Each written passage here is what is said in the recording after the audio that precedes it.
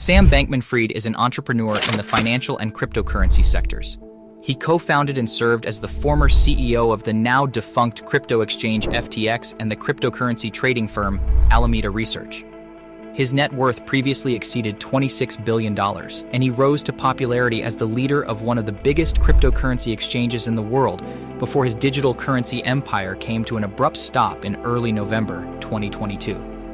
After FTX failed earlier in the month as a result of a CoinDesk report highlighting potential leverage and solvency issues involving Alameda Research, Bankman-Fried left the company, and the company filed for Chapter 11 bankruptcy on November 11, 2022.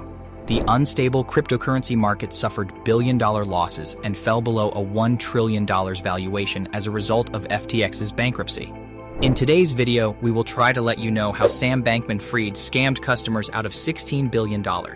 Stay with us and don't miss any part of the video. A recent run on deposits left Mr. Bankman-Fried's crypto exchange, FTX, with a $16 billion shortfall, causing the company to declare bankruptcy.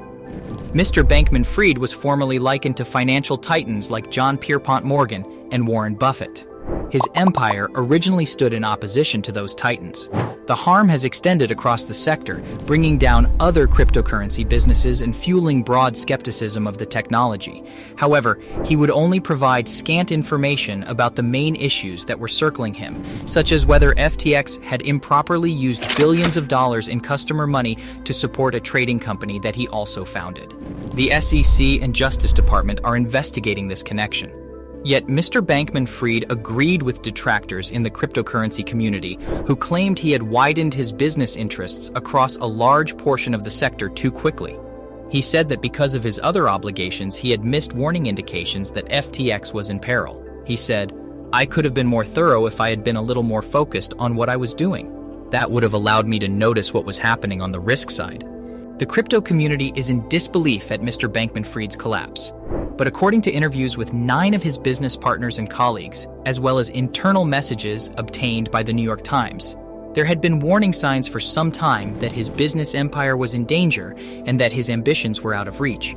He didn't share information with important workers while he went on a buying binge this year, investing in struggling crypto businesses.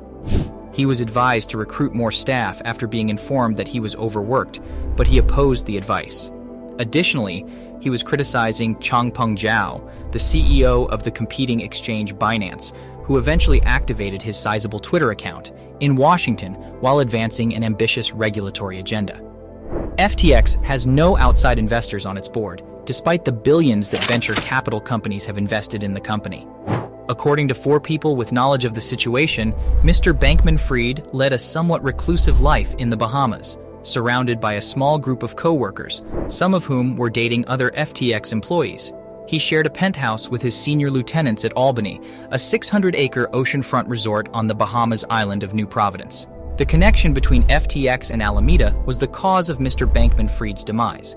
As the son of Stanford law professors, he established the trading company in 2017 and rented offices in Berkeley, California, not far from where he had grown up. The business quickly gained millions of dollars by taking advantage of Bitcoin's market inefficiencies. Mr. Bankman-Fried moved the business to Hong Kong in 2019, where the regulatory climate is friendlier. He relocated with a small group of traders, including Caroline Ellison, a former trader at Jane Street, and launched FTX, a platform for cryptocurrency investors to purchase, sell, and store digital assets. Alameda and FTX have a tight relationship. Alameda conducted substantial trading on the FTX platform, which caused it to occasionally profit while FTX's other clients lost money. Critics referred to this situation as a conflict of interest.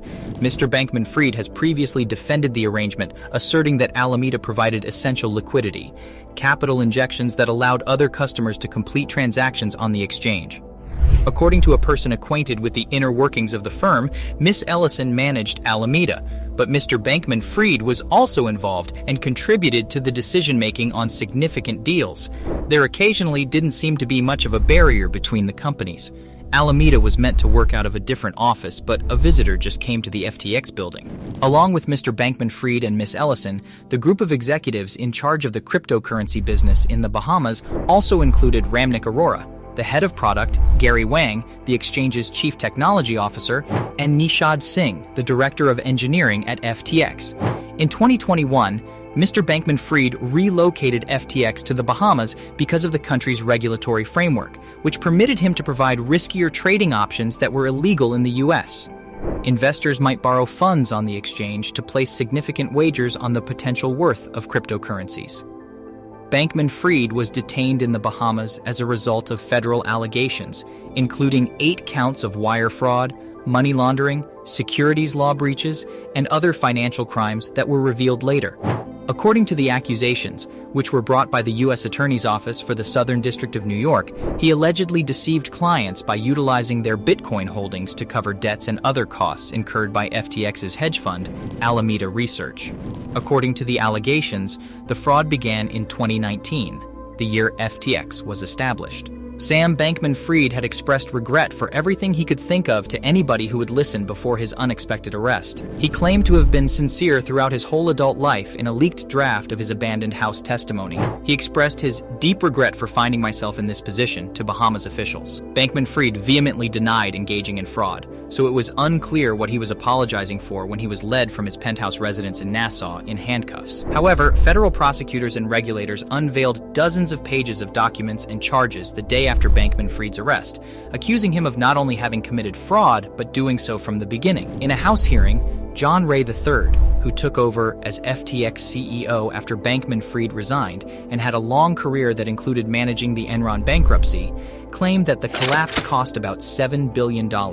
According to Ray, Bankman-Fried and other FTX employees misappropriated customer funds, which contributed to the losses. Ray stated at the hearing that it's just the unlimited ability of those in control to borrow customer funds or take customer funds and then deploy them for their use. Inherently dangerous margin trading was used. He asserted, "This is old-fashioned embezzlement. It's not sophisticated at all." Bankman-Fried was scheduled to speak during the hearing, but after his arrest, he was taken off the list of witnesses.